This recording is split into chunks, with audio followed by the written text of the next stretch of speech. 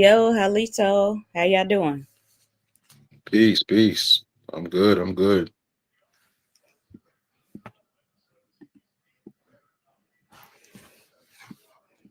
Peace to everybody in the chat.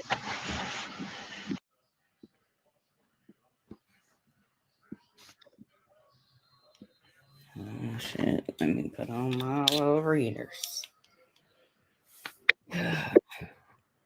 Ain't nobody in the building yet. So we'll give them a couple 3 minutes.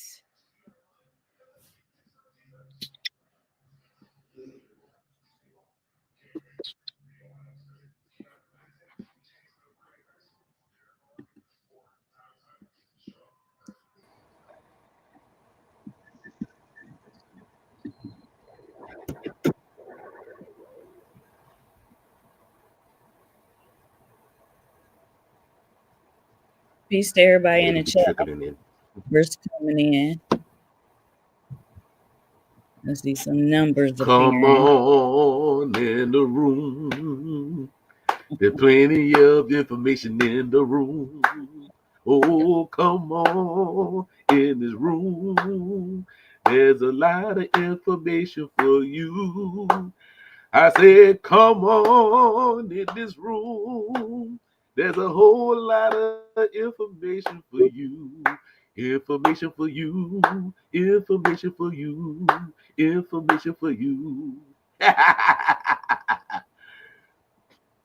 What's happening, everybody? What's going on? Peace, peace, greetings. Halito. Itumukula de Tamuchi. What's going on, everybody? We've been on the hiatus for a little while, but we came back. We came back with some new merch. And not only did we came back with a new merch, but we actually have another host of the show. And I'd like to tell you who he is. He is my little big cousin, Seminole Brown. Welcome. Welcome to the podcast. Thank you. Thank you. Oh, Yeah. Triad, you heard me. The Jaguar. I'm happy to be here. Owl, you heard me. Yay. Yay. Yeah, I'm gonna pull up the picture while y'all talking, chatting it up. Yeah. Yeah. He's also the director of the Museum of the Negro Indian Museum. You heard me. Museum of so-called Negro Indian Antiquities. Right, Yes. Definitely. right. If you go back and look at the show, we had him on the show. You talk about the refugees, and the refugees actually showed that the tribal people were Negroes, as they so-called say, right? Indeed, So, indeed. yeah, yeah. So, Hensei, Eske, what's going on with your family? Cousin Anthony in the building, you know. He's in the room. We ain't gonna say in the building, but we're gonna say in the room, in the information room. You know, if you got any questions, feel free to ask. You know what I'm saying? Oh yeah, it's one love, like Bob said, one love. But see, that's what people in them is missing. They missing that one love. You know what I'm saying? You know.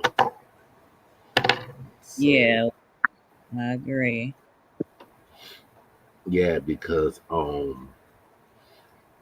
I remember cousin Christine and I, we actually did the show about what is the pros and cons of being federal recognized. And there's a situation that has been going on, and I like to bring it to people's attention about the Navajo Nation who's federally recognized. But as they say, water is life. But when there's no water, there's no life. And to say other federal recognized tribes get subsidized money, I mean money, munyan, right? Like millions of money. They're not even much looking for their fellow constituents that are actually federal recognized too. And I would like to share the video um, that was actually sent to me. And I mean, it's crazy because we try to tell y'all what the pros and cons is, but people people people have their own agenda about why they want to become federal recognized and everything, which they don't understand that um, the United States government actually is the trustee of the land. You know what I'm saying? And there were certain things that was done. It still is being done to the people, but to say that it's supposed to be all relations, right? Into all my relations, there's not one love going, and I got to say it when the colonizers came with Christianity, that actually broke down the tribalship of one eat, one clothe, and one shelter. And what I mean by that, everybody ate, everybody had shelter, and everybody had clothing. But when Christianity came about, greed came into the hearts of the indigenous people of the Americas. And it shows today. And you have nations trying to stop other nations from keeping becoming federally recognized. Well, I'll say this: y'all shouldn't be asking for federal recognition. Y'all need to put them on federal notice. Y'all didn't catch it. Put them on federal notice. Don't ask for no federal recognition because they already know that you're here. Put them on notice that we still here. We still here, right? But everybody want a so-called recognition. For what? And you not even much recognizing the tribe that's across the river from you or across the creek from you. You know what I'm saying? I remember this about 2 or 3 years ago, they had the Native American conference down here in New Orleans, and the federal recognized tribes didn't want the state recognized tribes to no longer be in the organization, but they voted so the state recognized tribes are still in it. You know what I mean? And it's like, you get a lot of people that say, oh, if you're not federal recognized, then you're not an Indian or you're not American Native. Well, says who? Oh, why you don't have a CDIB card? You know what I'm saying? You know how they told. Yeah, and it's like it seemed like y'all fighting for the pale faced man to be your daddy, to be your Right. father. Y'all want him to be your father, but you're not looking to the Great Spirit as the father. Y'all Right. took the United States and made them your father. Because when you look at with the court case of the Cherokee Nation, they called the United States their white father. It's crazy. And where did they write that at? I forgot the court case. I had it all in my head and everything. But I just not too long came out of surgery 2 weeks ago. You know what I'm saying? But it's in the I mean, if you was to like Google it within the Cherokee um tribe and stuff. Yeah, I'm gonna look. I was just pulling up that the list that we did, the pros and cons of being federally recognized. Right.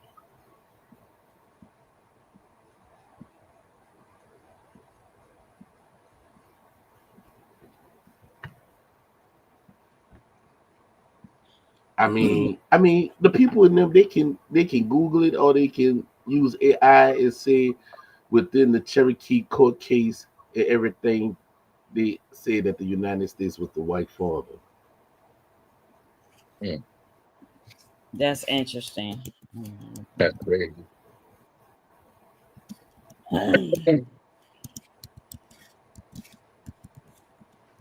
Because I was like, whoa.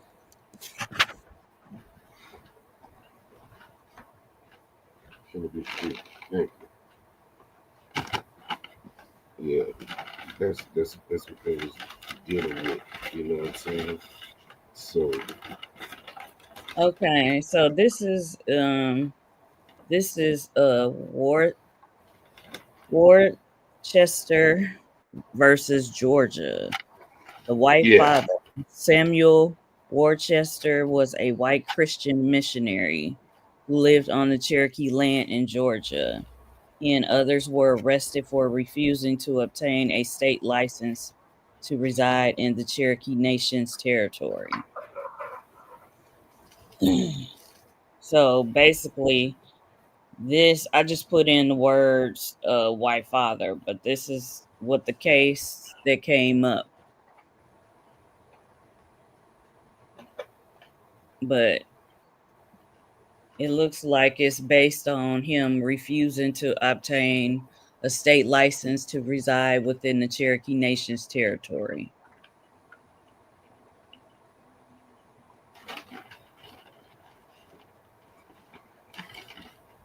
but I mean, when you get into it, you know, it's like real crazy.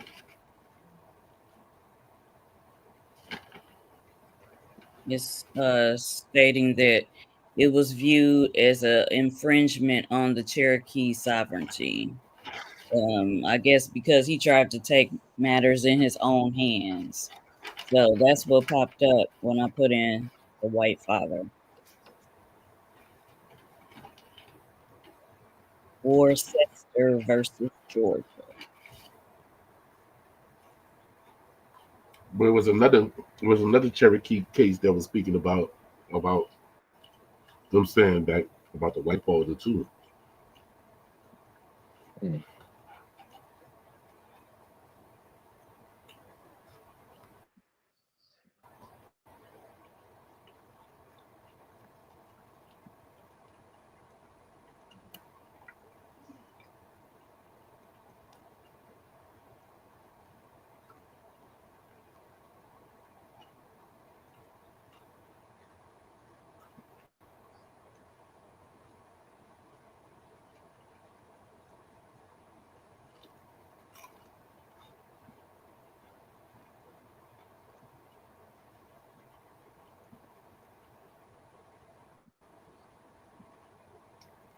So yeah, I think this was it right here. Cherokee Nation versus Georgia, if I'm not mistaken. I had it in my notes on my phone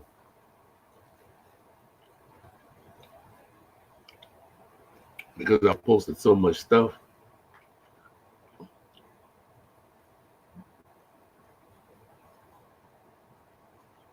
Because because if I'm not mistaken, I think the Cherokee Nation was promised a seat in Congress. If I'm not mistaken,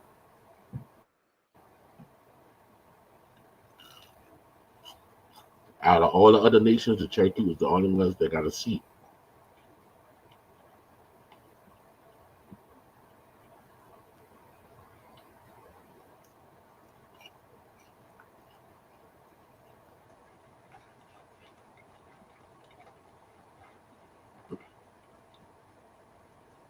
But they was always helping the British government. Yeah, everybody had their turn with helping them. A lot of tribes helped Hmm. them. Hmm. Like this one is just talking about in 1791, the U.S. Entered the Treaty of Peace and Friendship with the Cherokee Nation. So it's just bringing up all the cases, the court cases. And this one is dealing with that the U.S. government promised to respect the territorial integrity of the Cherokee lands. The Constitution made treaties the supreme law of the land. Additionally, the Supreme Court ruled in Fletcher versus Peck that it will strike down state laws that violate the Constitution. With the law and the precedent on his side, William Wirt was left with jurisdictional concerns: how to get the Cherokees' case to a high court. Filing a case in lower federal courts could likely involve President Jackson or his cabinet. He had legal standing for a trespass case. But Georgia state courts will likely prove him unsympathetic to his claim. Article 3 of the Constitution states that the Supreme Court shall have original jurisdiction in all cases in which a state shall be a party. His best option, Wirt believed, would be to sue the state of Georgia directly so that the Supreme Court would hear the case. So this is just saying in 1831, Wirt filed a lawsuit on behalf of the Cherokee Nation versus Georgia, in the Supreme Court of the United States. The goal was to obtain an injunction stopping Georgia and its officers from enforcing Georgia laws within Cherokee territory, which challenged their sovereignty. The Cherokee Nation considered itself to be a separate and distinct state capable of self-government and not part of the United States. Georgia did not respond to the case or send anyone to represent them in court. So basically, the Cherokee Nation considered itself to be a separate and distinct state capable of self-government and not part of the United States.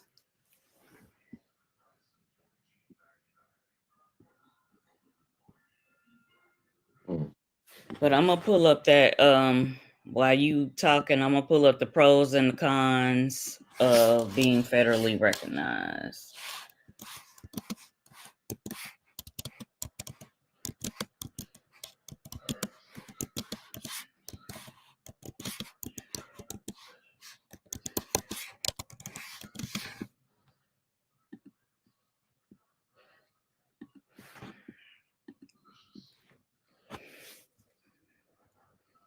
The pros: sovereignty and self-government. Recognized tribes are considered sovereign nations with inherent rights of self-government. Trust relationship. The federal government has a trust responsibility to protect the tribe's land, property, and rights. Federal programs. Tribes are eligible for a range of federal programs and services related to healthcare, education, and economic development. Land and trust. Lands can be placed in federal trust, which protects them from being bought or taken by non-Indians. Jurisdiction over lands. Tribes can regulate activities on their lands and set their own laws and regulations, independent of state control. So those are the pros. Now the cons are strict enrollment. Federal recognition can lead to very strict enrollment criteria and a difficult process for new members to join the tribe. Federal control. We talked about this. The federal government can still exert control over tribal governments through legislation and court decisions. I'm going to read that one again. Federal control. The federal government can still exert control over tribal governments through legislation and court decisions. It does affect people in this way: loss of traditional ways. Some tribes may lose some of their traditional ways of life or cultural practices due to federal intervention or imposed policies. Bureaucratic hurdles. Tribes must navigate the federal government's bureaucratic system to access the benefits and services they are entitled to. Look up Under the treaty. Look up the treaty. Look up the treaty of 1791 with the Cherokees. I think it's the Holston okay, Treaty, where within the treaty they call the president their white father. okay, 1791. Okay. Uh-huh. The bureaucratic hurdles are tribes must navigate the federal government's bureaucratic system to access the benefits and services they are entitled to. And then underfunded promises. Many federal treaty obligations to recognize tribes have not been fully met, and funding for programs is often inadequate.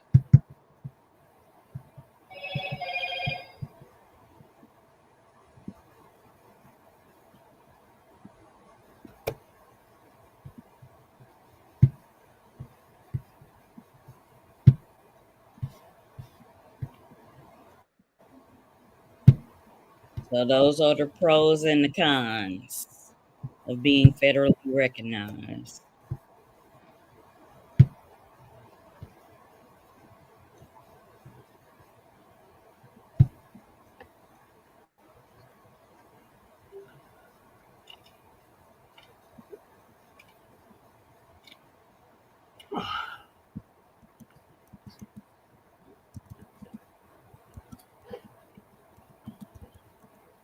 You saw what I sent you in the back chat.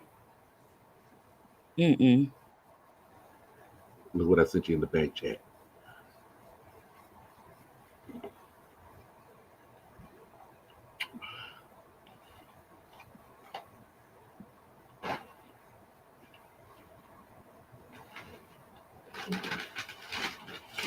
Treaty of Holston. Let me look up that Treaty of Holston. Yep, it's called the president their white father. Treaty of Holston.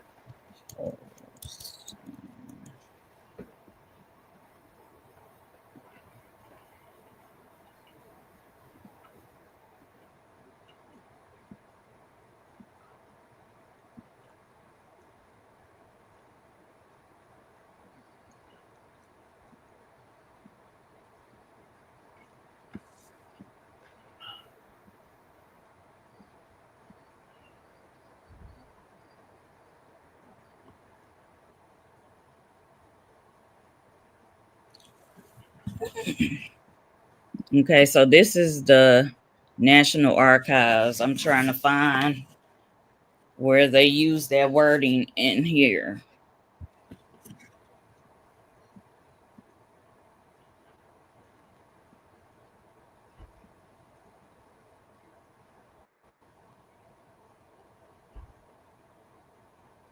Okay, the Treaty of Holston, the 11th of November, 1791. We almost to that date. All right. Whereas a treaty of peace and friendship between the United States and the Cherokee Nation of Indians was made and concluded on the second day of the month of July last. And whereas I have, by and with the advice and consent of the Senate, in due form ratified the said treaty, now to the end that the same be observed and performed with good faith on the part of the United States. I have ordered the said treaty to be herewith published, and I do hereby enjoin and require all officers of the United States, civil and military, and all other citizens and inhabitants thereof to govern themselves according to the said treaty, as they will answer the contrary at their peril. Given under my hand and the seal of the United States in the city of Philadelphia, this 11th day of November, in the year of our 1791, in the 16th year of the sovereignty and independence of the United States. This is Washington.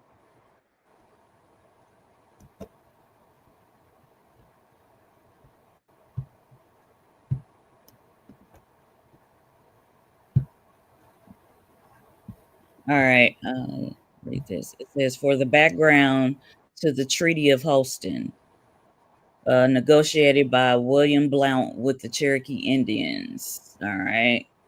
On the 26th of October, 1791, George Washington directed Knox to present the treaty and related papers to the Senate, in which committed them to Benjamin Hawkins, George Cabot, Roger, all these people, right? 1 week later, Hawkins presented the committee's report recommending that the treaty be ratified. And on the 10th of November, at least 2/3 of the senators present voted their consent to the treaty. In transmitting the treaty later that day, the Secretary of War included a copy of the Senate's resolution advising its ratification. The president resumes a proclamation will be necessary in consequence of this ratification and mentions the judge being now in this city waiting to carry the ratification to the southern western territory. I'm trying to read they just naming all these people. I'm trying to get to the meat and potatoes. Okay.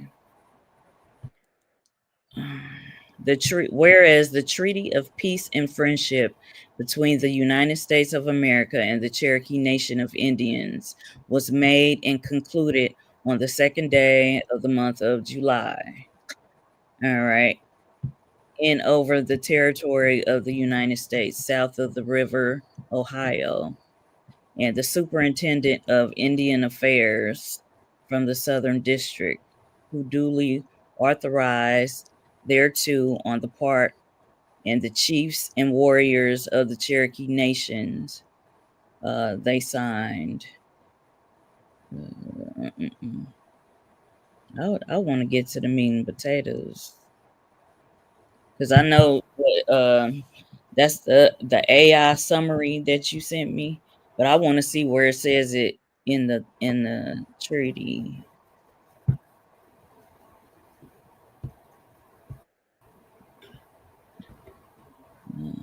The Cherokee Indians, the states of North Carolina and Georgia, and the federal government all had been dissatisfied with the Treaty of Hopewell of November 28th, 1785, after North Carolina joined the Union in 1789. The federal government was unable to prevent intrusions on Indian property by settlers claiming land under previous treaties signed by the defunct state of Franklin or under North Carolina law. Nor does George Washington's administration are they able to protect those settlers from the retaliations of the Cherokee. After the Senate agreed to the negotiation of the new treaty in the summer of 1790, they sent instructions by the governor to obtain a further cession of land from the Cherokee. They were able to, in June of 1791, convene a meeting of numerous chiefs on the Holston River in the Southwest Territory at the present site of Knoxville, Tennessee, on July 2nd, 1791, covering the treaty, nor the report of July 15th. Knocks on the negotiations have been found. They were probably burned in the War Department fire of 1800. So they saying all this other shit. I'm trying to get to the meat and potatoes. I'm just trying to see where they document that here.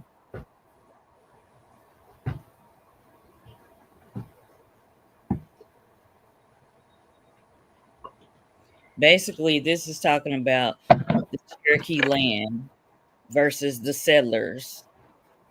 Is looking like the United States is saying, oh, they can't protect them from the settlers, and they can't protect the settlers from the Indians. Basically, is what this is saying.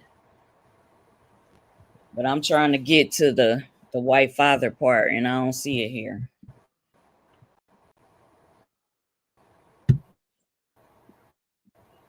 And this is the Let me see if I can find it on my end. okay, National Archives.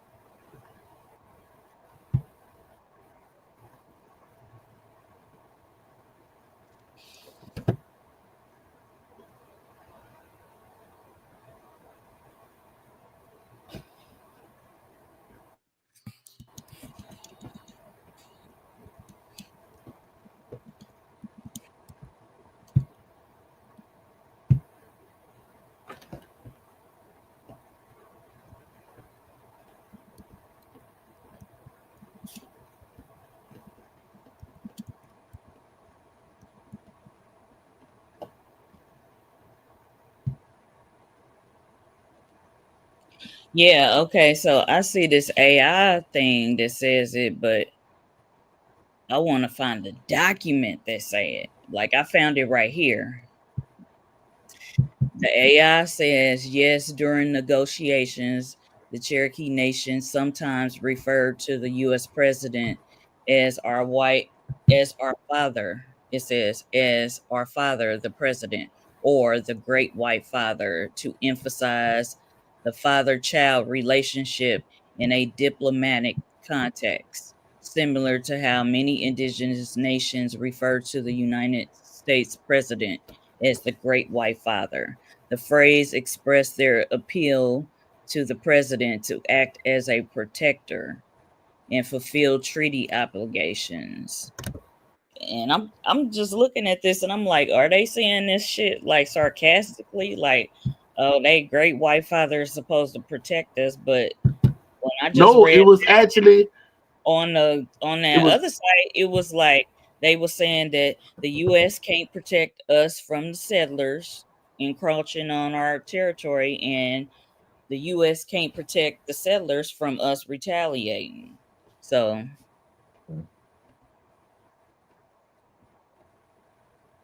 that's why I said that they mean it sarcastically.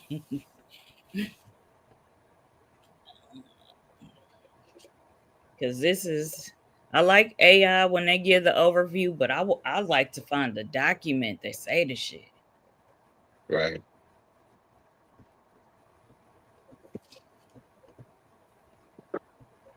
I'm looking for it right now.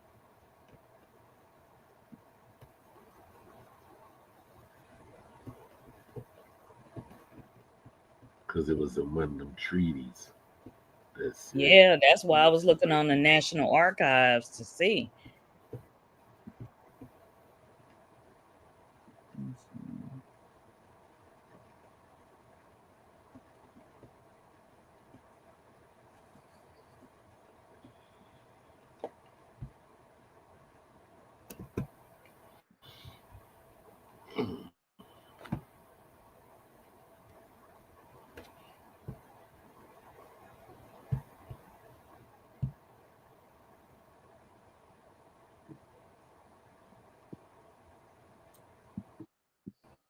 Okay, so this is on the Smithsonian magazine right here.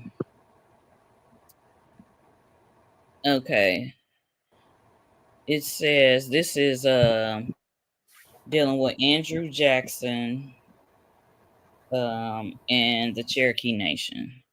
It says Jackson had been serving as a federal Indian commissioner when he launched his first effort to remove the Cherokees en masse.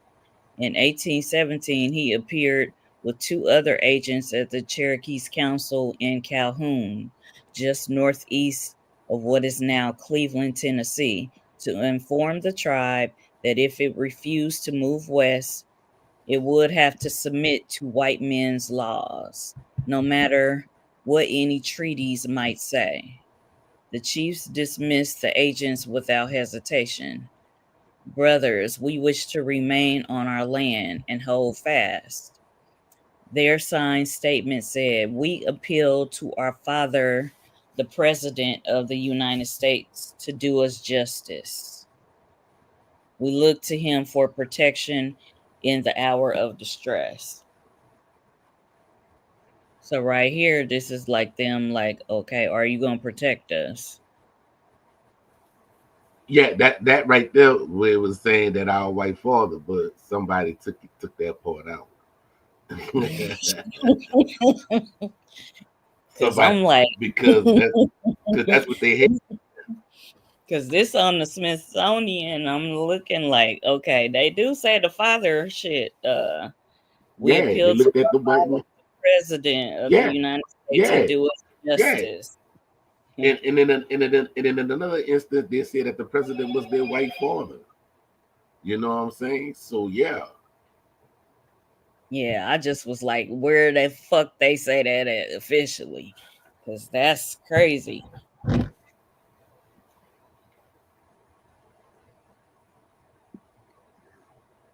because I think I had screenshotted, but I got so many screenshots of my phone.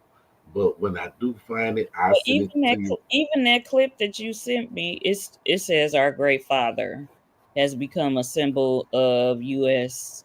paternalism, Yeah, for yeah. federal officials to frame the relationship as one of dependency rather than equality. Mm-hmm. Yeah, so they still say our great father.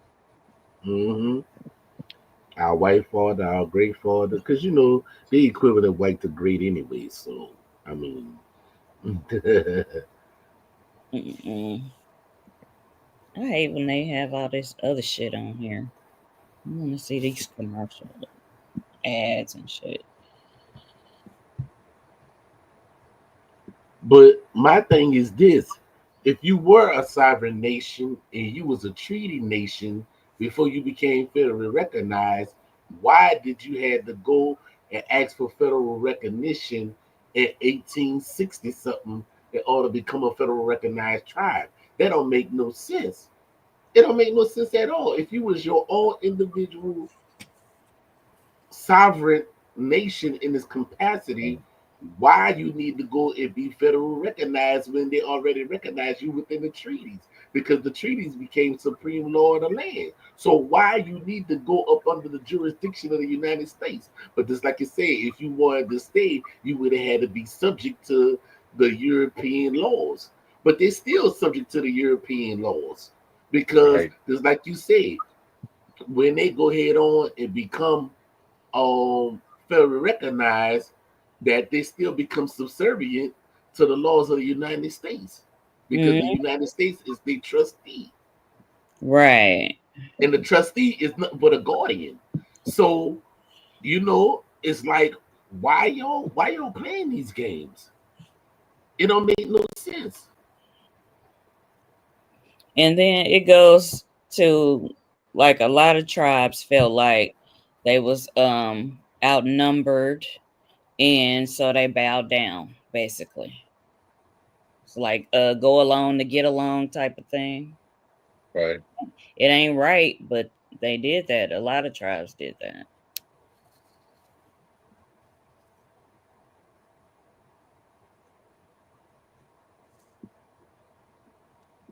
I mean, it doesn't make any sense. Right, right, right. Yep, it doesn't. But these are different times now, so I think some of these people are waking up and they don't want to be under the jurisdiction of Mm-mm, the mm-mm, U.S. mm-mm, mm-mm. You still got people that's trying to go for federal recognition now, like the Lumbee. They're trying to become federal recognized. Um, the Shawnee want to become federal recognized on their own and not under the jurisdiction of the Oklahoma Cherokees. You know what I'm saying? So all that's going on. Yeah, you gonna have people that want to be recognized and people that's like, fuck that, we are own sovereign nation. So you gonna have both of them. So I have a question. Go ahead, cuz. Um, once they're federally recognized and if they want to get out of it, how difficult is it for them to get out of it? I mean, can they get out of it as fast as they got into it? I mean, how'd that go? What they gonna do a bill of divorce? I What's mean, the somebody. Well, they said somebody once said that once you get federally recognized, you're federally recognized. But if the United States government want to take the federal recognition away from them, they can. That's just like the tribes. You know how they say you can get your tribal citizenship revoked. Same thing, which is jacked up. Hmm. But nobody can reject you from your bloodline. You know, Right. you may not be in the nation no more, but hey, Right. that still doesn't stop you from being you. That's what people keep on forgetting. Oh, I got a CDB. I got a CDIB card, and I'm federal recognized and everything. But just like with the Navajo, you know what I'm saying? They federally recognized, but they forgotten by the United States government because when they asked them about the water and everything, the federal government said, "Oh, that's on the state," and the state said, "Nah, they're not state recognized. They're federal recognized. That's y'all. That's your Right. jurisdiction." These people got to drive 100 miles to get water, man. 100 miles, And that should not be, because that's like, ancient tribe. They should not and be. that sound like that song. That sound like that song. I'll drive 100 miles or more. Yeah, yeah, yeah. That's But crazy, it's man. crazy though. Yeah, that is crazy. But yet you And have other they federal got to recognized recycle the water, man. tribes that's getting right.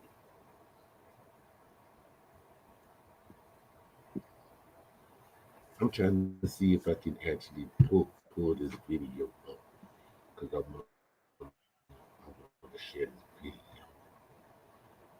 Yeah, hopefully they don't mute it. So the people Hopefully that's they don't. watching live, they may be able to hear it, but I know when we have shared videos and I go back and try to skim through it and watch it, they mute that shit.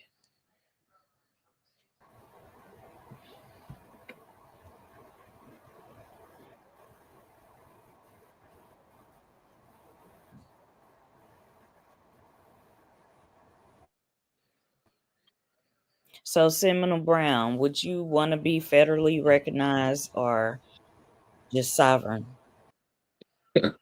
Sovereign, of course.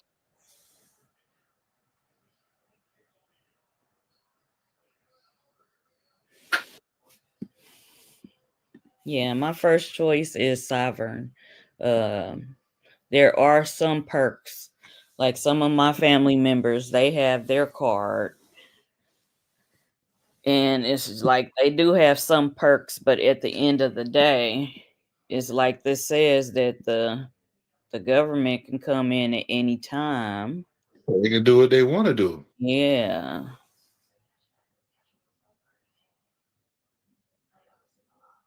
They can exert control over tribal governments. Mm-hmm. And that's still operating under the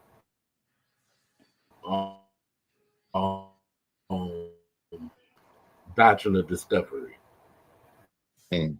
It's bull. And then loss of traditional ways, that's something you don't want to do. You don't want to lose your traditional ways. Yeah, you don't. Hmm. Because they used to forbid them to do like their ceremonies and everything. That's not the case now, but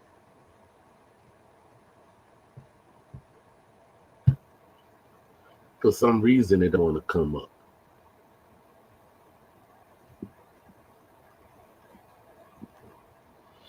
It don't want to come up on my thing for me to share it. That's crazy.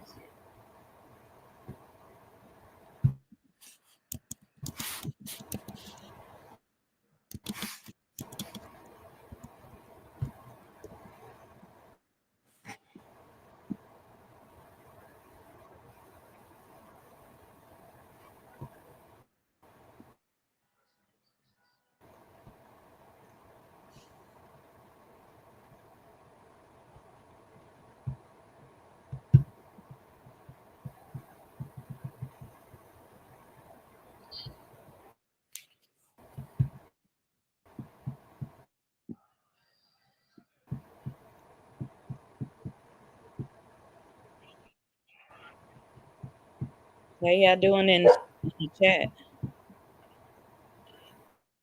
They don't want to come up. Okay. This right here. This is the Gilder Lehman Institute of American History, the Doctrine of Discovery. That's what you looking for?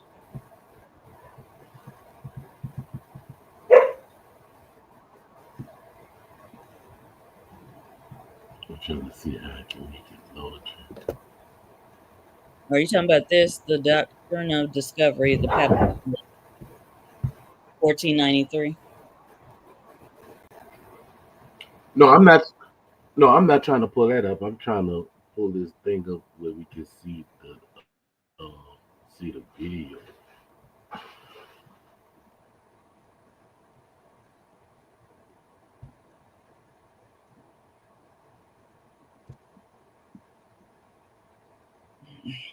Everybody in the chat, which I want to be federally recognized or sovereign.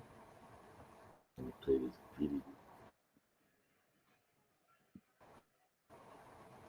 I'm gonna see who participate. We gonna see.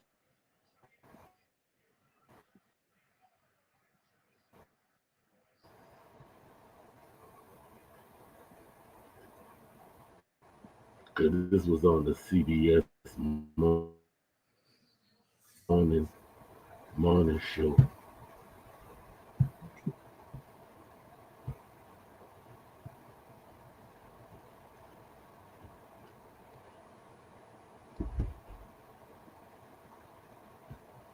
Let me see if I can share it.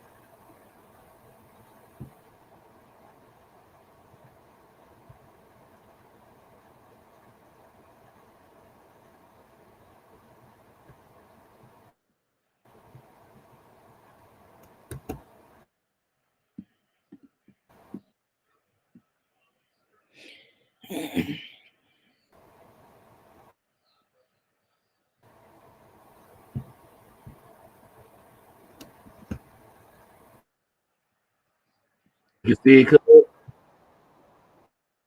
Huh?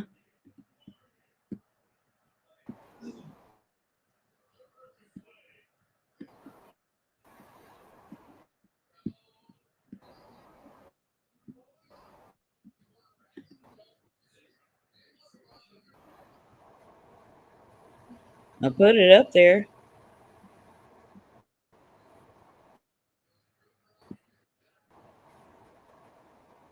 Is it froze?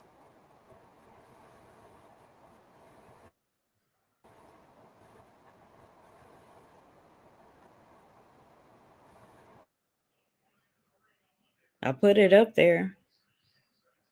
He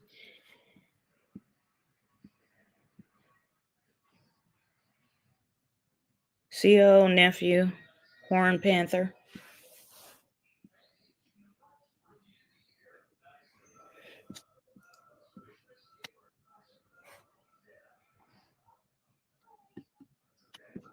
He'll be back. His thing froze on him.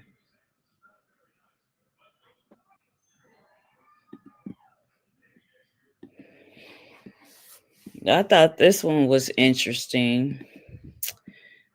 So they posed the question: federal acknowledgement or recognition?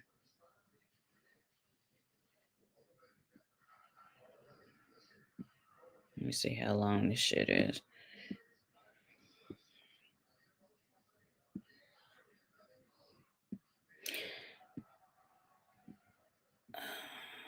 Okay. Right here it says federal acknowledgement or recognition means that the United States government recognizes the right of an Indian tribe to exist as a sovereign entity. There are several terms and concepts that must be understood to fully understand the importance and meaning of federal recognition. The first is sovereignty, which means the right of a group to be self-governing nations that possess absolute sovereignty or completely independent of any other political power. Examples of this are the United States, Mexico, Japan, and Germany. The federal government possesses absolute sovereignty in the United States, but it shares some of this power with the states, which in turn share some of their power with countries, towns, villages, and cities.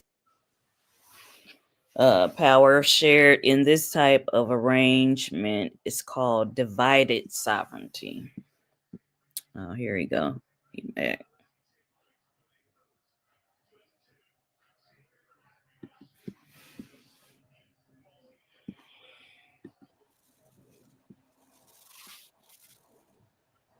I tried to share your screen and then you disappeared. Yeah, it didn't want to let me do it. You said read that first sentence. Federal acknowledgement or recognition means that the United States government recognizes the right of an Indian tribe to exist as a sovereign entity.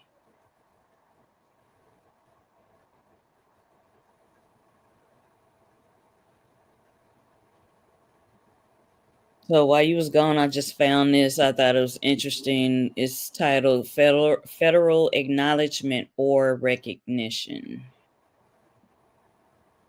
Federal recognition is important to Indian tribes for several reasons. First, when they are extended federal recognition, they can establish tribal governments that possess a measure of sovereignty. Non-recognized tribes can form tribal organizations, but lack sovereign powers. Second, federally recognized tribes can have their own reservation lands placed in trust.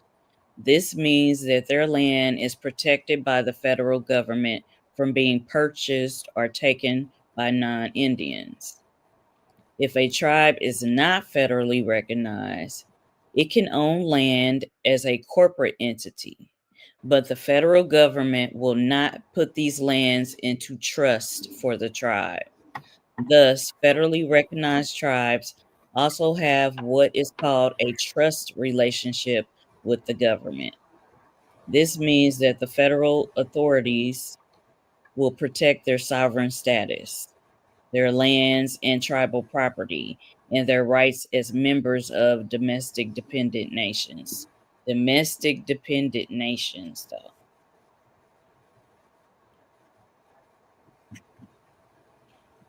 And it says, while tribes that are not federally recognized do not enjoy sovereign powers or a trust relationship with the government, many still possess tribal structures and maintain tribal traditions.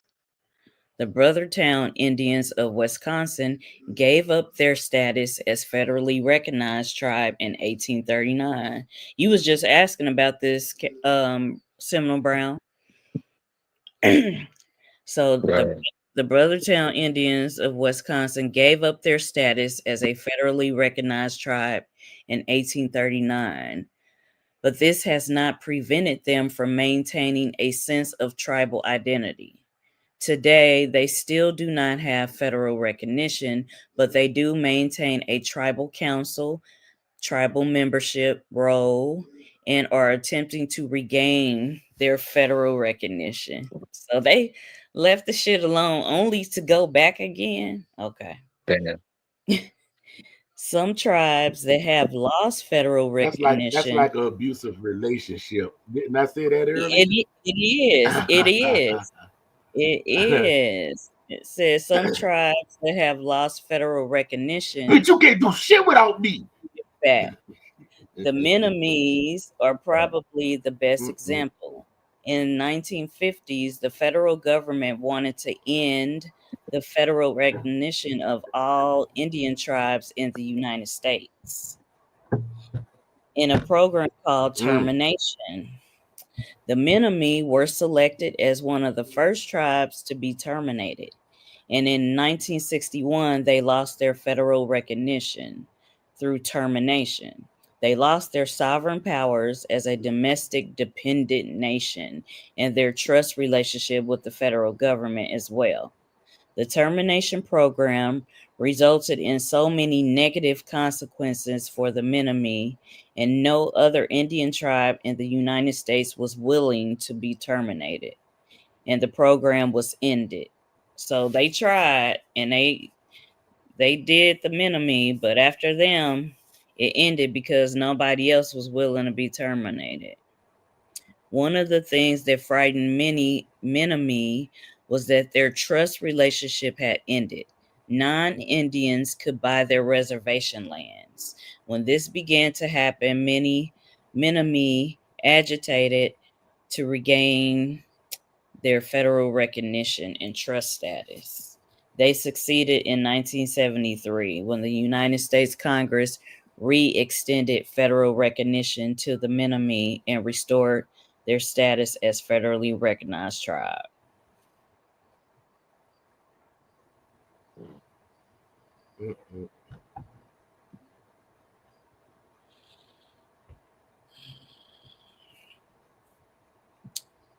That's really messed up.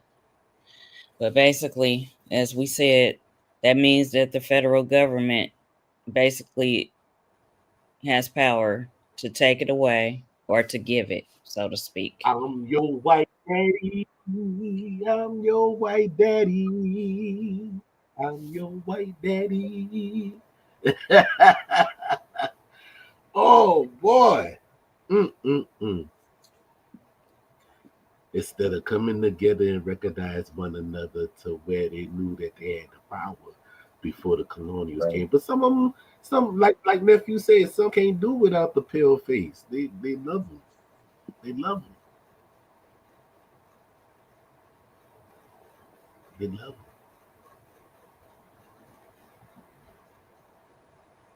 Father, what are we gonna do without you, Father? We need your guidance, Father. You so wrong. But yet they can't give their children water. Ain't this some shit? Yeah. Mm-mm. It's not looking good. Listen, if the so-called United States can write a Declaration of Independence, which that shit didn't matter anyway. But I mean, like, why they can't write a letter of independence? They're like, look, man, our people been here before the colonization even began. Y'all need to be asking us for recognition. Exactly. You know what I'm saying? Exactly. Because the only way how y'all got here because of the authority of the church anyway, dealing with the Magna Carta, the Papa's Bull, the Doctrine of Discovery, and all the rest of that mess. You know what I'm saying?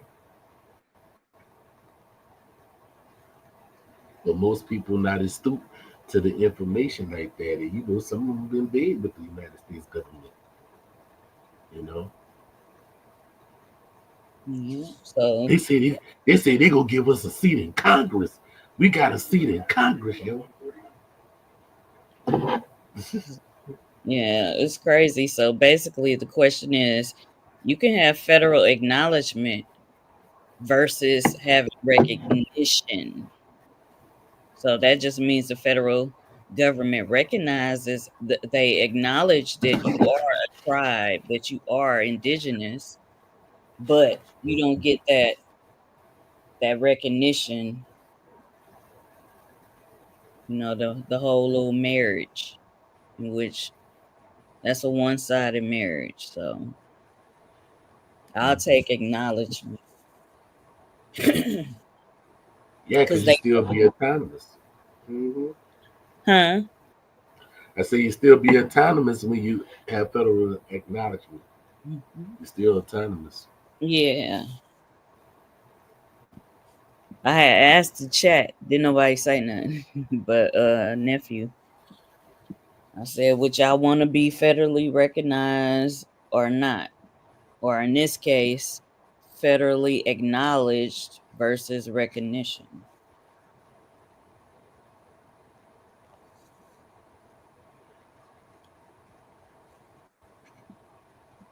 And what was you trying to pull up before you disappeared? That was the video. They're not gonna let me play that video about what happened with the Navajo with the border situation. The Danae with the water. Mm-hmm. Yeah, the water got cancer causing agents in it. Mm-hmm. Sad shit.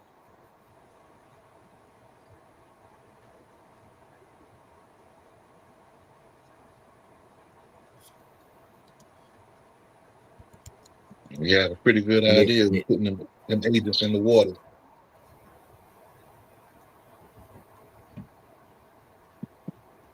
Mm. Well, I can pull this up if it didn't let you pull up the video. This is from the U.S. Senate uh, Northeastern Arizona Indian Water Rights Settlement Agreement.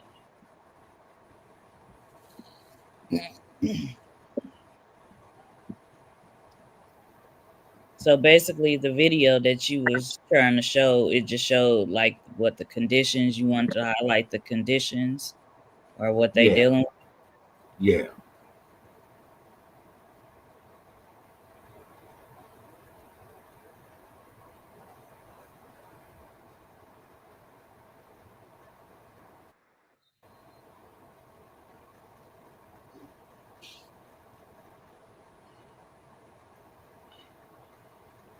So this is just talking about the Northeastern Arizona Indian Water Rights Settlement Agreement.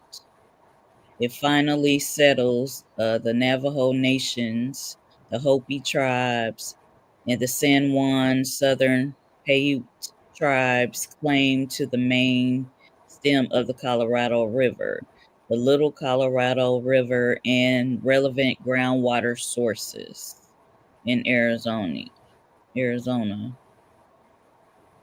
So basically, they've been going through this since 1922. And then it Mm. says the Navajo is the largest native community, the Dene, in the U.S., with a population of 175,000 people in Arizona, Utah, and New Mexico. The Navajo Nation has one of the largest single outstanding claims in the Colorado River Basin. They have been able to settle water rights for different with the New Mexico and Utah, but have yet to settle with Arizona. In 2023, about one third of the residents did not have running water in their homes. Many homes on Hopi lands share similar circumstances. The San Juan Southern Paiute do not have their own reservation and thus no water. They don't have no water. This settlement will allow for a reliable and safe source of water for these communities. Additionally, the Navajo Nation and Hopi tribes gain the ability to lease their water, creating economic opportunity until the water projects are complete and demand is local. This water settlement is the result of years of government to government negotiation and collaboration. It has been approved by all three tribes over 30 parties, and now the federal government must ratify and fund the settlement. So this was what, 2023. Mm. It says this bill settles the ongoing water claims in the Colorado River Basin for the Navajo Nation, the Hopi tribe, and the San Juan Southern Paiute. The legislation includes $5 billion to build essential water development and delivery projects. And then they outline all the terms of this settlement. So they've been going through this for a long ass time. Well, I know they got this machine that they have that can actually take the air and condense it and make it into water. I wonder if they have Oh, enough machines to give that to everybody. But the machines cost money. yeah. If it's doing all that, they cost money.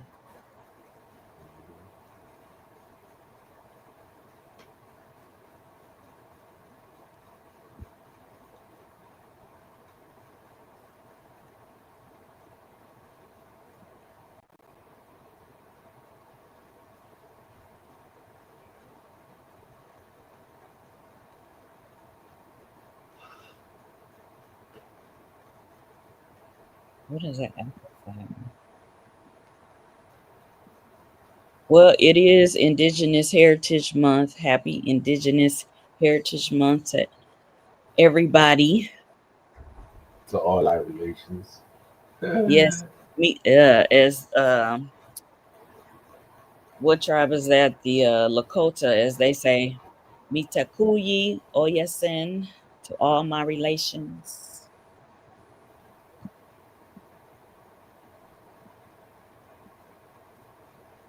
Um, Seminole Brown, you have some subjects you wanted to discuss on this Sunday panel discussion?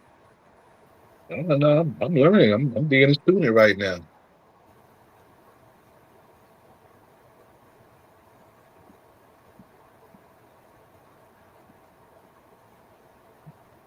How we pulling up anything else? No, no, that would be it. You know, we should be coming to that bewitching hour. Hmm. I think we passed the bewitching hour. We we be going over that hour. Stop playing. Yeah, yeah, yeah. But you know, everybody just need to come together, like nephew said. When it's dealing with family, a tribe need to be a tribal trust and put everything within the nation under that tribal trust and operate from that. And you know, you can make your own money. You know what I'm saying? But people in them is not looking at it from an economic standpoint of view. You know, if everybody within these nations was to put in $1 or $5 or $10 and let that revenue to generate and everything, they'll make more money than what the United States government is giving them. And my thing is this, right? If the colonizers came and gave you alcohol, and then you have alcoholism on the reservations, and then who came up with the idea of giving you a casino? Now you having gambling issues. You know what I'm saying? Mhm. They It's creating like problems. they giving you things that detrimental to your health mentally, physically, and spiritually, and economically. Because you got people in them that lose their homes and stuff from gambling. But you don't care because you making the money on the back end. Hmm. So, if you really a sovereign, you let them know, hey, and that's another thing. You supposed to be a sovereign, but they tell you, oh, you're gonna use blood quadrum. Like, how you gonna tell me what to do within my nation? Be a sovereign, or are you really a sovereign? Because you abide to their Right. laws when they say do the blood quadrum. Now, y'all marrying out now because y'all marry European people. Because y'all not marrying no Negroes, y'all marrying European people, and they say that y'all thinning out as a nation. Hmm. So y'all up there running talking about the blood quadrum. Well, you just being more diluted because you have a European in your bloodline now. Yeah, that's gonna be a lot of that's gonna be the bulk of their percentage. Yeah.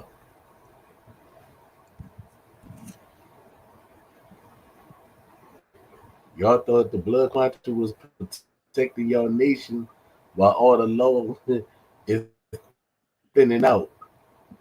It's just like with an egg and cream, right? When you're trying to stretch the egg, you put too much cream in that egg, it ain't gonna be egg no more. Right. You're only supposed to use a little cream to make that egg, but now you just made that egg all watery. It ain't egg anymore.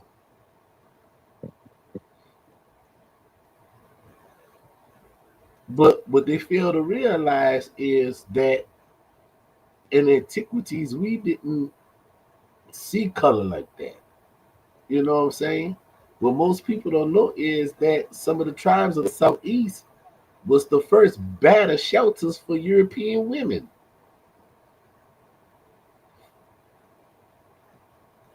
Hmm. And then what happened is the nation went head on and let them become a band.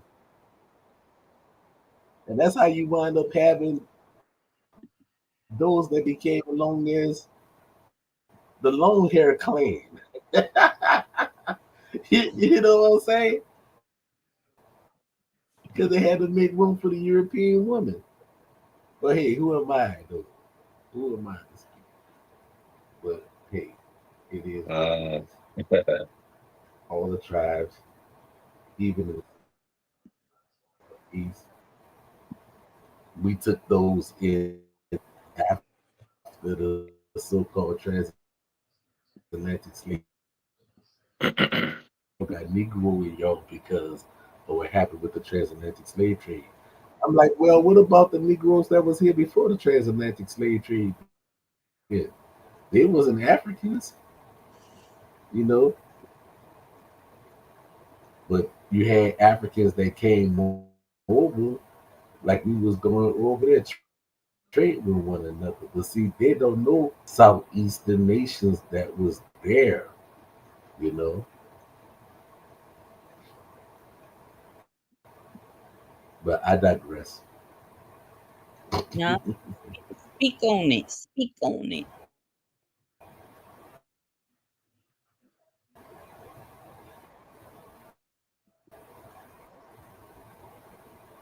What you say, cuz?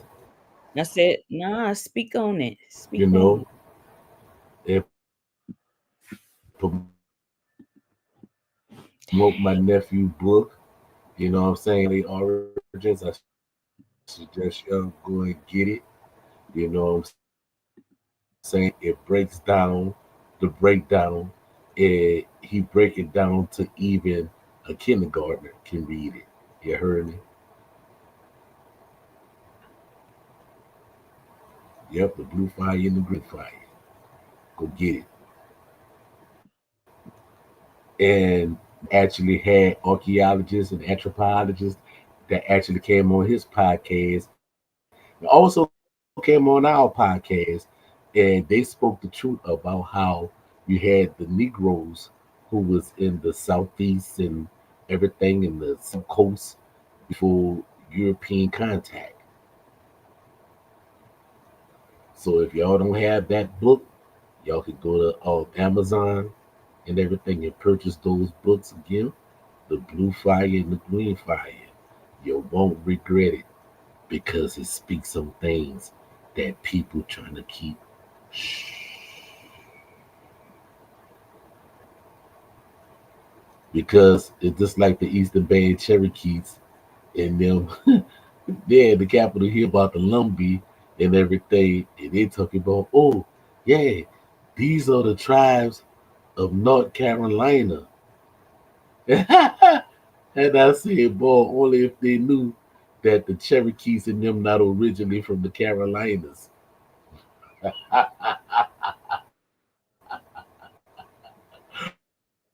S- Oh boy. Speaking of that, I did It's want gonna be to bring this up too, since we're speaking on when the that funk hit the fan. with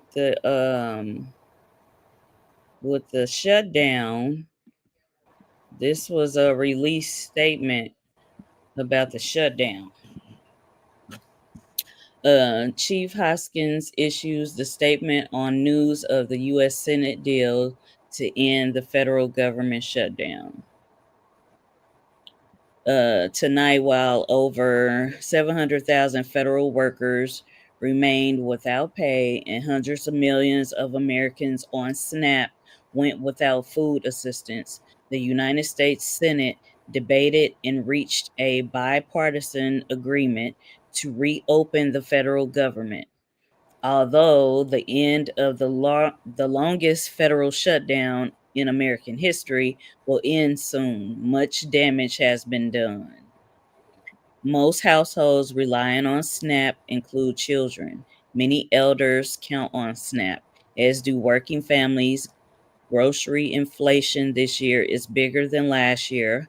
Hungry families have surely made sacrifices as they faced no SNAP benefits in November, and even with the tonight's good news, face uncertainty about when they will get November SNAP benefits.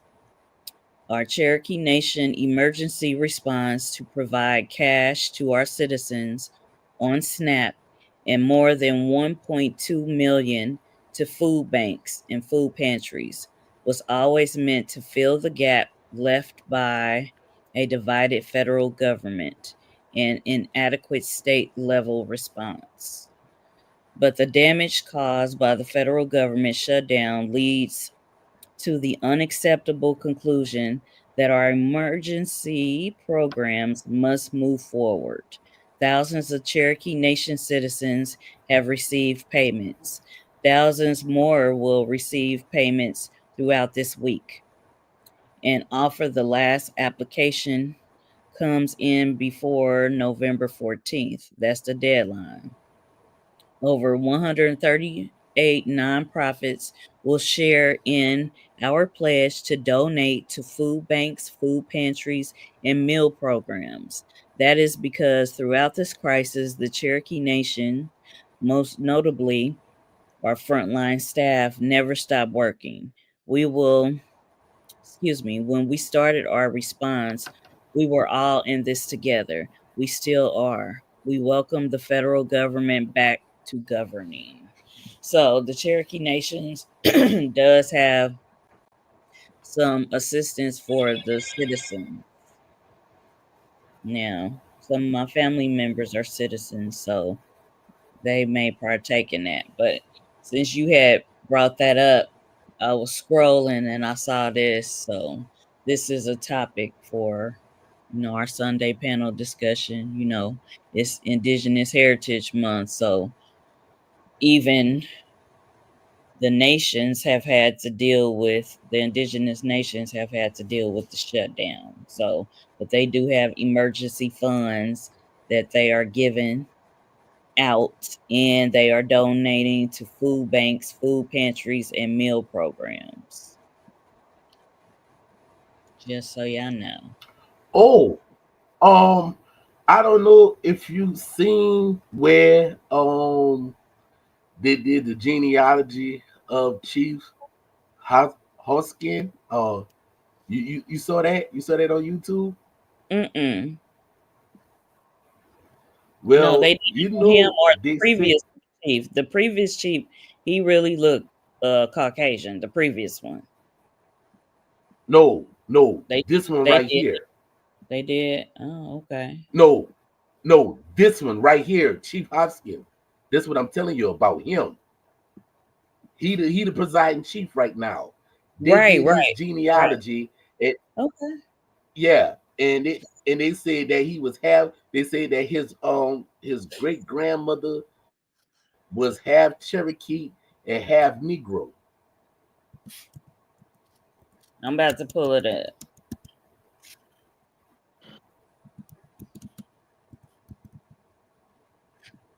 and that's on the video when it's called Our Cherokee Family and at Mark. 8 minutes and 40 seconds, that's where it speaks about him having his great grandmother who was half Cherokee and half Negro. He got that melanin because that the chief before him, he looked straight Caucasian.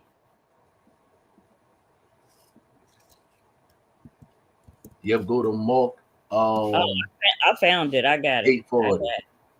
Yeah. I got it.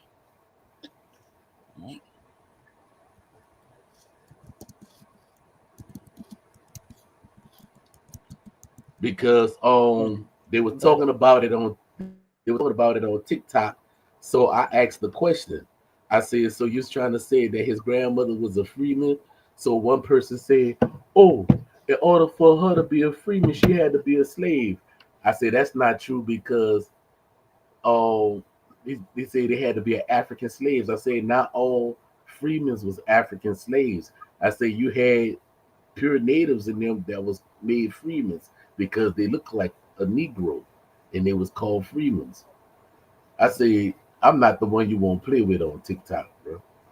Yeah, I'm gonna pull it up, but this is the one that I was talking about. This is the previous chief. No, I'm He, not talking. No, I'm not talking about him. I'm talking about the I dude who know, got the I know, dog. I Dog know leg. who you talking about, but I was just saying when you said that before you said the Negro part, I I was talking about him because I said he looks more Caucasian than the one we got now, which is Chief Hopkins.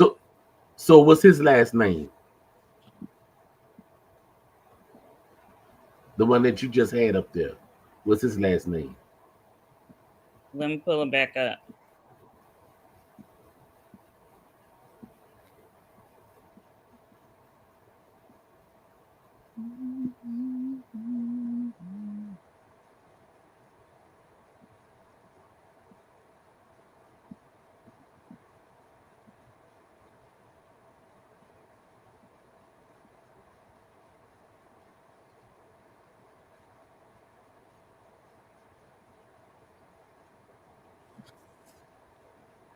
That'd be Richard dead It's right. taking that long to Richard get Sneed. him back up. Don't worry about it. Go to the Like his video right last there. name was Ross. Richard Sneed is what I said while you was talking. Okay, yeah. I'm not talking about him. I'm talking about high school. Yeah, but I was just making a point when I brought him up because he looks straight white to me. Well, he probably have Irish in his blood. But Yeah, a lot of them do have Irish, but yeah, this is the video.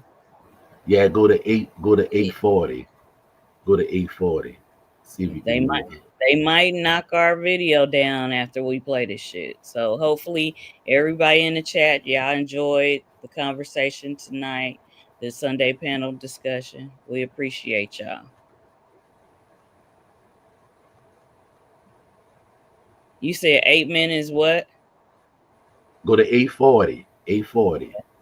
And just for the record, I like him better than the last one.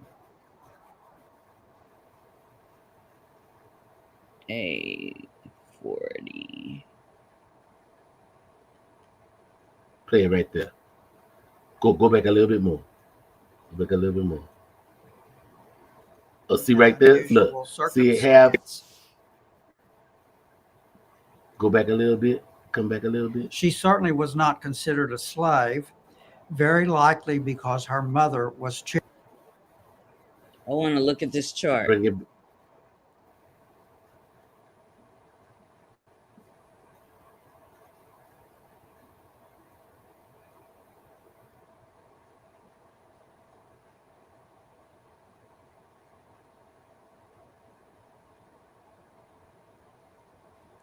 Aduyanaski.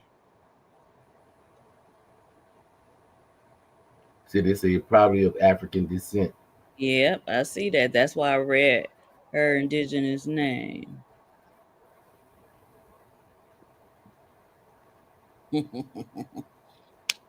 That makes me happy. So if she would have been of African descent, that means she would have been a freeman. But they say she was half Cherokee and half Negro. But right here they say African. But Go back a little bit. Go Cherokee, back a and little bit before the 840. Go like the 830. Bring it back to 830. presented here the 30. I want to see if I can see some shit.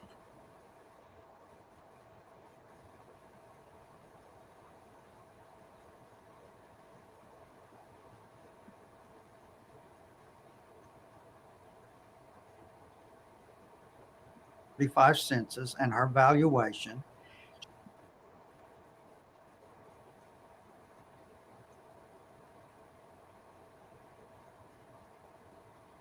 She's listed as being half Cherokee. Yep, half Negro, half Cherokee. Yeah, but go back to 830 and let it play through, cuz. I will in a minute. I just want to show the people this shit right here. Let's highlight this. I knew I liked him for a reason anyway. Okay, let's go back. Your great-great-great-grandmother. On documents we just presented here, the 35 census and her valuation, she's listed as being half Cherokee and half Negro. This is an interesting and unusual circumstance. It ain't unusual. She certainly was not considered a slave, very likely because her mother was Cherokee and therefore she was recognized as a member of a clan. And in reviewing her surname of Prince, we find that there was a Cherokee Supreme Court case in 1834 in which a slave named Prince purchased his freedom for $150. I don't think we can say with absolute certainty this is Lucy's father, but I think it would seem to be very likely. Right. And this would have been a court case in the Cherokee Supreme Court. Obviously pre-removal. Yes, yeah. Just before removal. It's amazing. Yeah, I'm not going to play too much of it. I don't want them to copyright nothing. No copyright infringement intended. Let me pull up the disclaimer. Because we don't need no problems.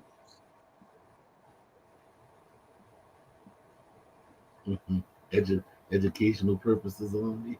Yes. That's what I put up there. I liked him. That's why he was going hard for the freedmen. Oh, and do away with the blood quadrants. his blood was calling out to him. His DNA. But the people were like, "Fuck the Cherokee Nation, bitch! Y'all know we was natives." I like how he did that speech when they recognized him and everything. All right. Yes. Disclaimer, copyright disclaimer. YouTube, everybody. This is for educational purposes only, for research, fair use, investigation, news reporting, teaching. Yes. All right. Yep. And he don't seem upset about it either. I'm gonna play that again. I just got to. Well, I say thank you that I brought it to your attention. Shut up. I would have saw it on the group chat. I ain't been in there in a while. Oh, woulda, coulda, shoulda, but you didn't. Shut up. I am a member of the Cherokee Nation of the Kansas City chapter. I'm not a citizen. My daughter is, but I am a part of the Kansas City Cherokee community. I rocks with them. Your daughter got in on her father's side, huh? Yep, she got in on her father's side. You right. Yep. Yeah, because they doing both patrilineal and matrilineal. Yep, they do. Presented here, the 35 census and her valuation. She's listed as being half Cherokee and half Negro. This is an interesting and unusual circumstance. She certainly was not considered a slave, very likely because her mother was Cherokee and therefore she was recognized as a member of a clan. And in reviewing her surname of Prince, we find that there was a Cherokee Supreme Court case in 1834 in which a slave named Prince purchased his freedom for $150. I don't think we can say with absolute certainty this is Lucy's father, but I think it would seem to be very likely. Right. And this would have been a court case In the Cherokee Supreme Court. Obviously pre-removal. Yes, Yeah. just before removal. Right.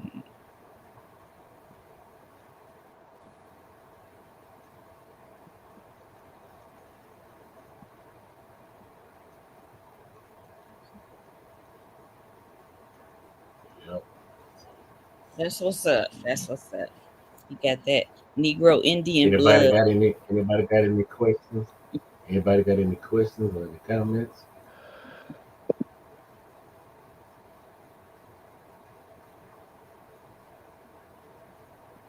Nah, Make your people comment just in the make chat. comments. You can make your comment in the chat, or you can actually come on up. She will drop a link. Y'all can come on up and build with us before we shut down the knowledge room.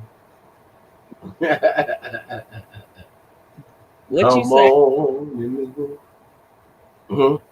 I said, what you say? I said, do anybody have any questions or comments?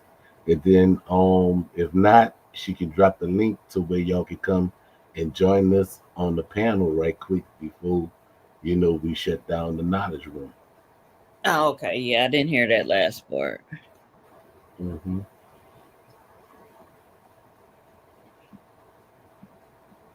And before that, I don't know if you got the flyer, cuz, but you can post that before you could post our merch and everything. Let the people in them see that they can actually send a donation or a love offering.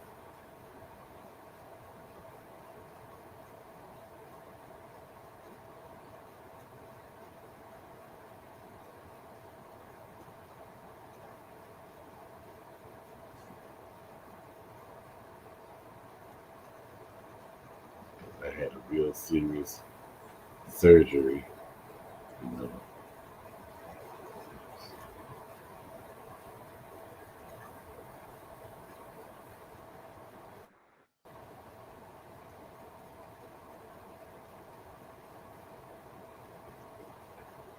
And all the donations and love gifts are highly appreciated. I like to say, yo, Cookie, thank you. Should have these cheese liver motor to everybody. You know, and if you're not able to give, your thoughts is good too. It's the thoughts that count.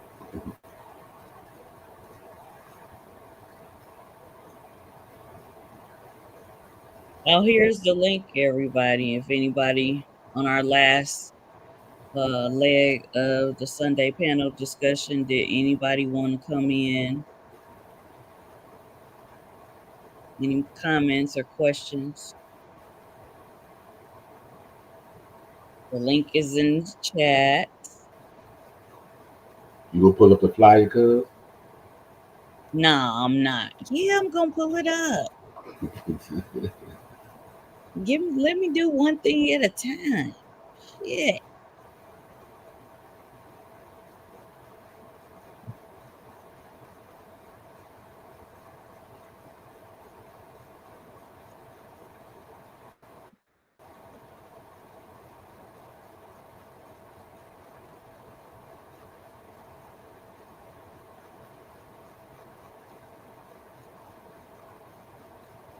So the link is down there. So if y'all want to come and join, y'all can come and join.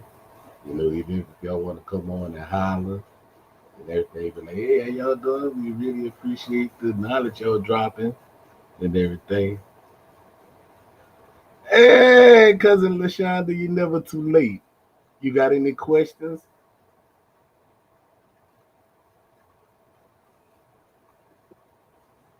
As you can see, right Peace, there, Yati.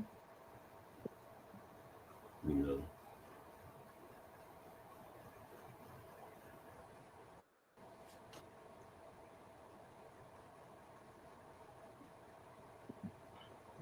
I just want everybody to come along and acknowledge one another. You know, why go to the beast for acknowledgement? You know what I'm saying?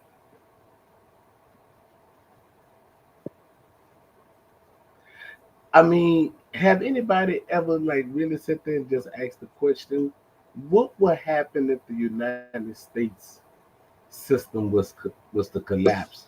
Then what would be for the federal recognized tribes if that was to happen? They have to operate solely by themselves. Self government. They really have to Mhm. operate in They that. they must not seen what was in the news, right? Where it was said allegedly that the United States military actually hit like some boats of Venezuela, you know what I'm saying? And while Trump was out of the country. So I mean, if we if it would be to where if it would be a World War III or whatever, people don't keep on talking about a reset, but you have to ask the question: the reset of what? You know what I'm saying? Because what you going to do if there's no more United States government, if there was to be, You're you know? born as a sovereign, autonomous being, autonomous entity. Good to see you too, cuz. I mean, I'm just taking it day by day. That was a major surgery. You know what I'm saying? So it's been 2 weeks so far. You know, they gave me 12 weeks to be off, but I don't know if I can do 12 weeks. That's 3 months. You know, and that's why Cuz made the flyer for me and everything.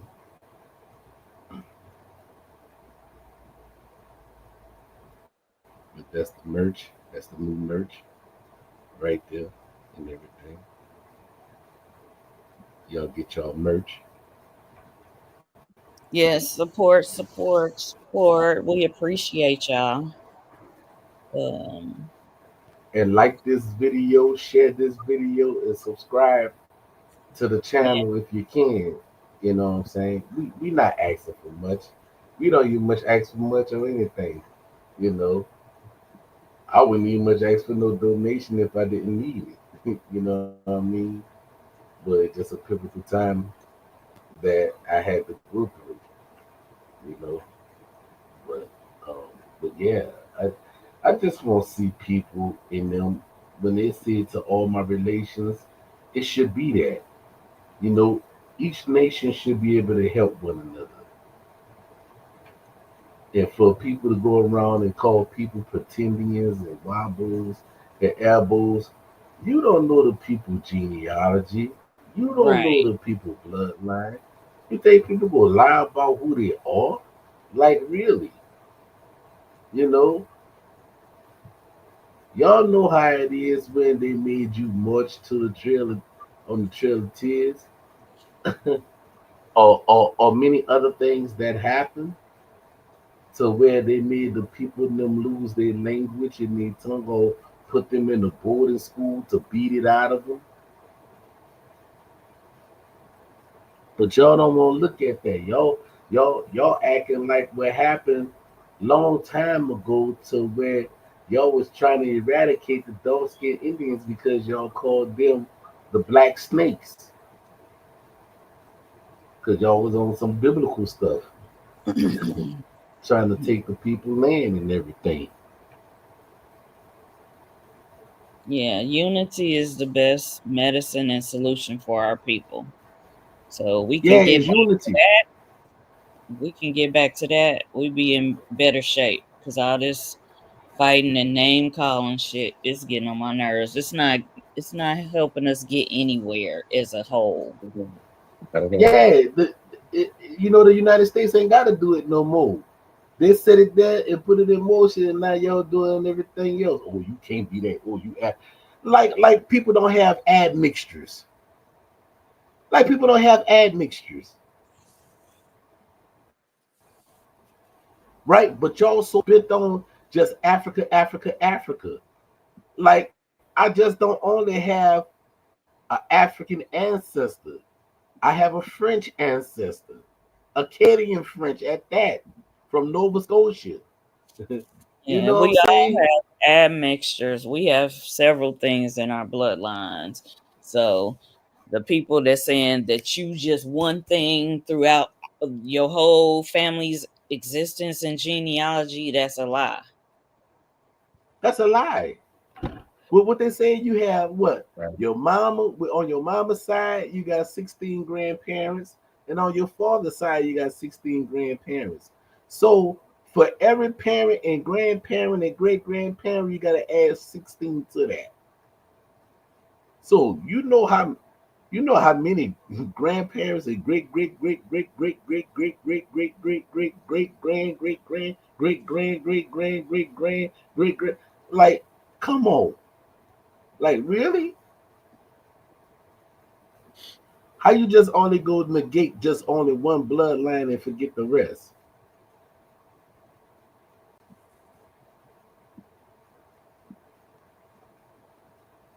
Just like they talk about, oh, if you was to only have 5% of American native, well, 5% still a part of that 100% that make up your DNA, Yeah. right? Yeah. Right? Yeah. Right. Because it gotta equal that 100%. Right. But if you was reared in the tribal tradition and the culture and the heritage, and you know the language and the culture and the ceremony, then that's what you are, because that's what you do, right? Right.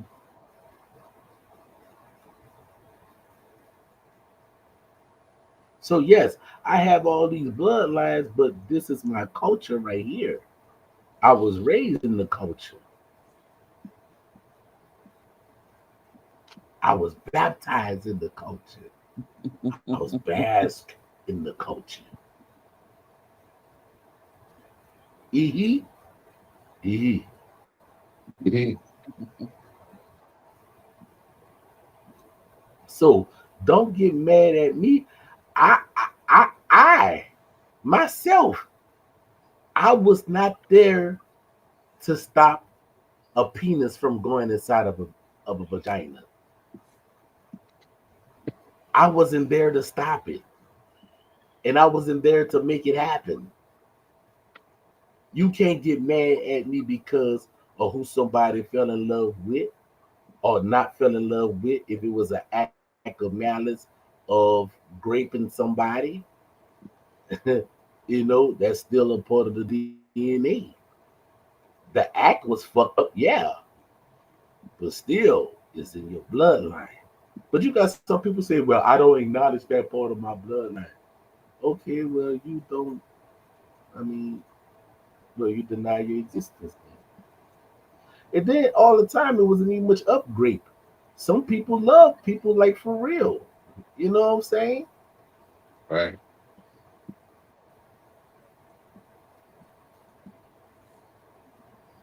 Because you had some people back then that genuinely loved the person who they saw, and they went ahead on and married that person or had relations. Or, as students say, intercourse with you. Ooh, ooh, yeah, intercourse with you. Relations. Mm. Stop. you know, you can't stop it. Won't you stop it? Won't you stop the music? Well, Can't stop. we come into a close. We do have for this season. We do have a special guest host, Seminole Brown. He will be one of our special guest hosts. We're gonna do things a little different. We're gonna each have um, a a day of the month where we Where you wait? bring Where you some get special? knowledge. Where you Where get we bring special some host from? He's a about host. special guest hosts. sir. And I'm we a gonna, special guest host too. yeah, you are. Stop playing. Why you causing Crazy, man. problems? Why you causing problems? I want problems Listen here. always. Sit your ass down. I Okay, am with this leg. here we go. All right, I'm gonna share this. We got some different things for this season. We have a special guest host, Seminole Brown. So he's gonna be having a day where he brings some knowledge. He does have his own brand. He has the so-called the Museum of So-called Negro Indian Negro Indian chicken. Antiquities. Yes, sir. So y'all go subscribe to his channel too. Let me see if I can pull it up. While I'm pulling it up, I'll show this.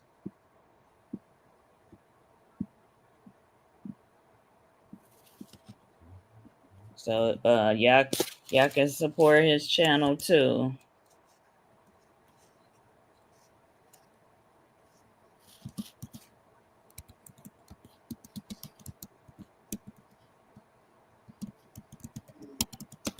Oh, and the date is out for the green corn. Is gonna be maybe 8th, 9th, and 10th of May. So stack your coins. If you're able to make it, it could be in Ellisdale, South Carolina. You know what I'm saying? Come with peace, love, and everything. Don't come with no foolishness. Don't come with no mess because it would not be profitable to come as such. Just give them fair warning.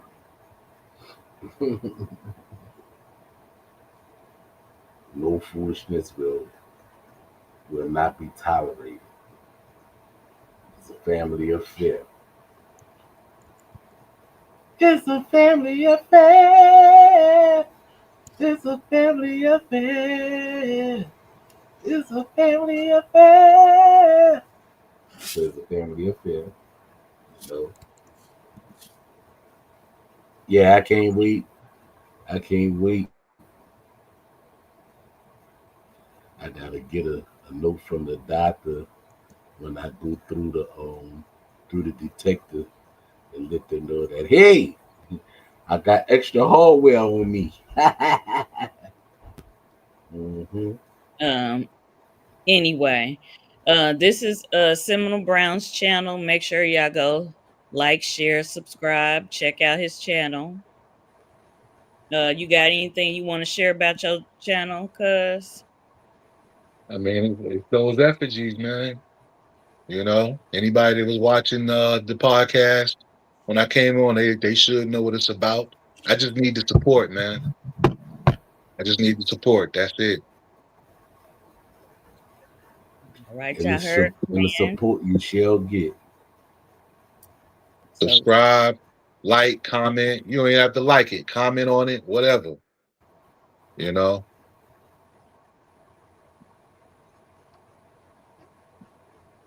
get me in the algorithm. Because there's a lot of people out here doing the same thing I'm doing. Not quite on my level, but they putting out a lot of false narratives about the Native American effigy. So, you know, I just need that support to get me in the algorithm with them.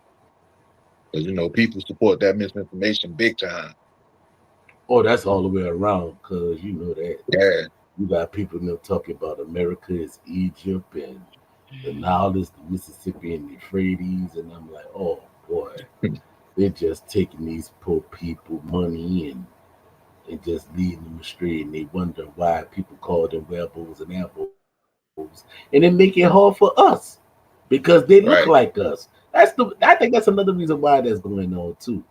You know, because the people talking about, right. oh, we Aborigines, but they're saying that they're Hebrews. Like, huh? Yeah, Wait, what it's a lot happened? of, we know it's a lot of confusion, but when y'all go to Seminole Brown's channel, he will show y'all, all the effigies. It's real interesting. Y'all should check it out. Like, share, subscribe. Did you just cut me? Listen, no, you didn't. When you the rudest on this panel. Stop playing. Look, I was look.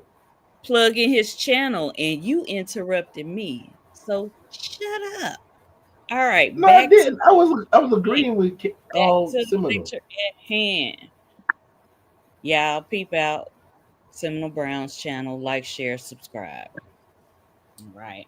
Make sure y'all join us on Sundays. We're gonna do something a little different. Especially since we have our special guest host. He's gonna have a day where he just go hard on uh, his Museum of So-Called Negro Indian Antiquities, and of course, Yep.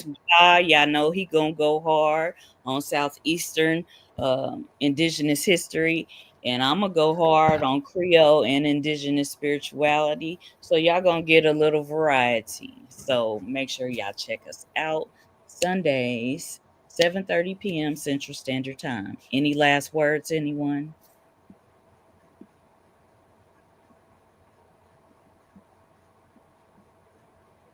Peace and love. You go show nephew channel? Yeah, I can show it. Yeah, show nephew channel.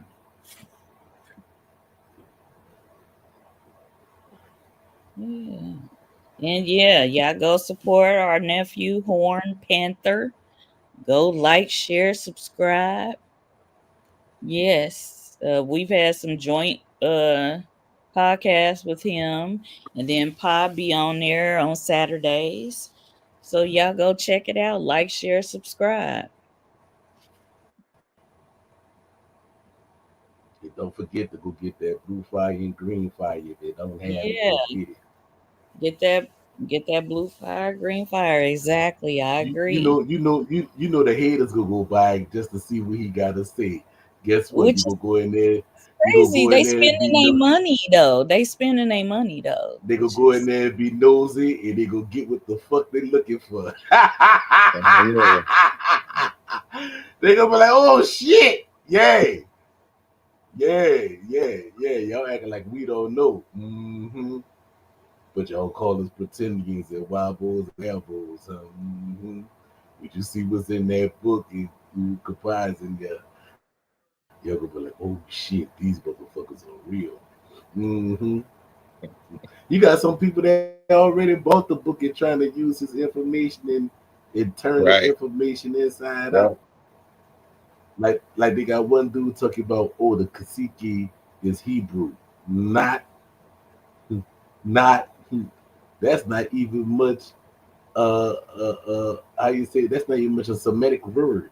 Kashiki is not a Kemetic, it's not a Shemitic word. You know, it's not even much an Amharic word. It's not even much an Aramic word.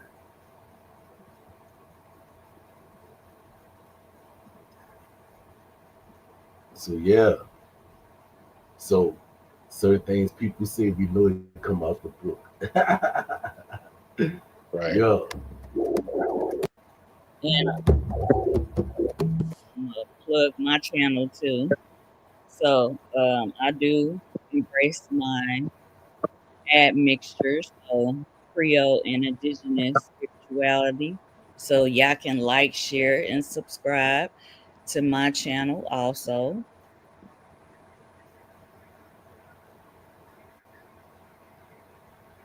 So if y'all into spirituality of Creole and Indigenous culture, y'all like, share, subscribe, check out the material.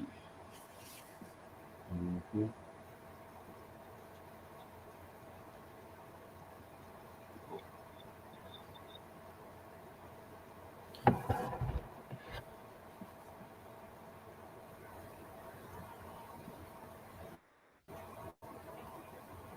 Cause when you start finding out where these tribes and them actually come from, which the United States and them should know because they talk to the people just like they moved the what the Comanche moved them out of Oklahoma, you know. But then when they were trying to come back for their homeland, they pulled the Union Army out. So the five civilized tribes, it was like, y'all pulled the Union Army out. And so what wound up happening, the five civilized tribes went head on and did a treaty with Albert Pike. The treaty was called the Reconstruction Treaty.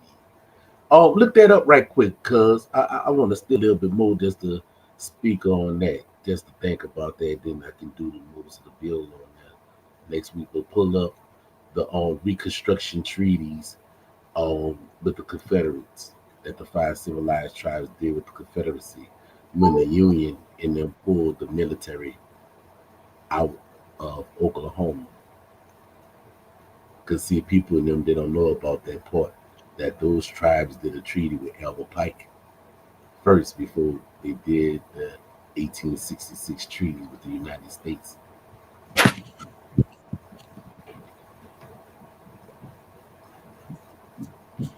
Yeah.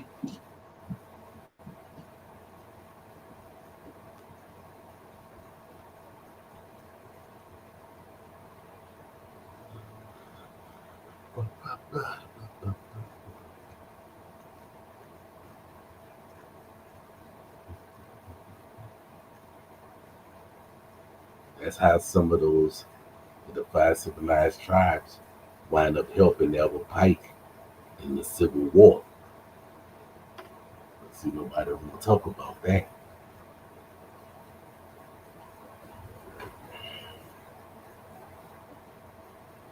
You know what I'm saying, Seminole Brown? Oh, I'm listening, Tom. Man, why your You name sound like something from one of those 70 movies where you got a theme song? right. Seminole Brown, he's a bad Mano man. Brown. Walking down the street, doing what he can. Seminole Brown. You crazy, Tom. Because of Christina, can you pull up about how the tribes and them had a treaty with Albert Pike? And Which this was tribe like had a which it, tribe? it was all the five civilized tribes. They actually had a treaty with Albert Pike. The treaty was called the Reconstruction Treaties. That was because what wound up happening, the Union Army pulled out, and when they pulled out, the Confederates with the help the five civilized tribes, and they did a treaty with Albert Pike. You can type in the five civilized tribes had a treaty with Albert Pike called the Reconstruction Treaties. That was the name of the treaties. It was called the Reconstruction Treaties with Albert Pike.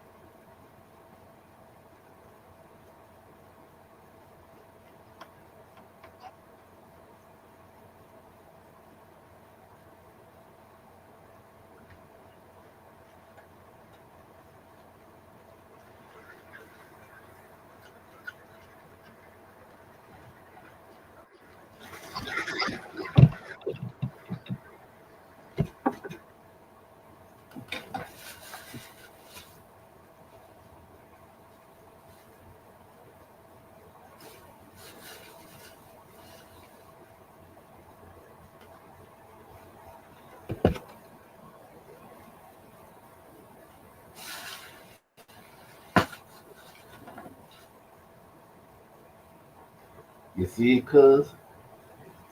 Was you able to pull it up? It's on the screen. Is on screen.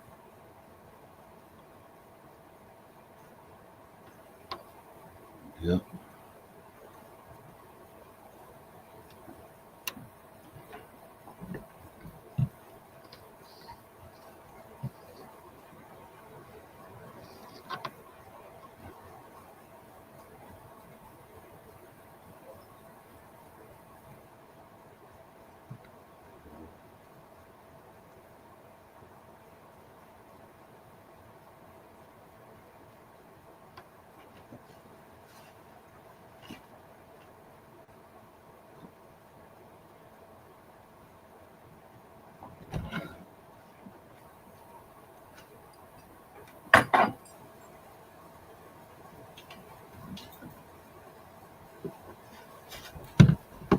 Yeah.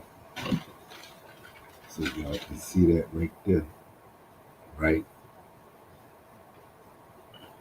Y'all can see that information right there. It's about the Reconstruction treaties, the most common.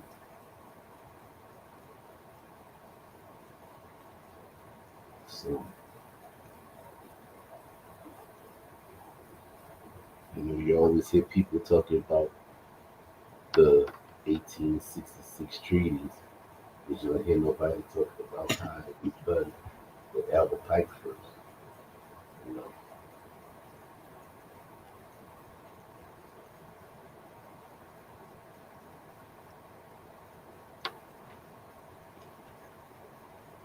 well, since nobody else don't have any questions or don't have any comments or don't want to join, you can go ahead on and close it up for the night.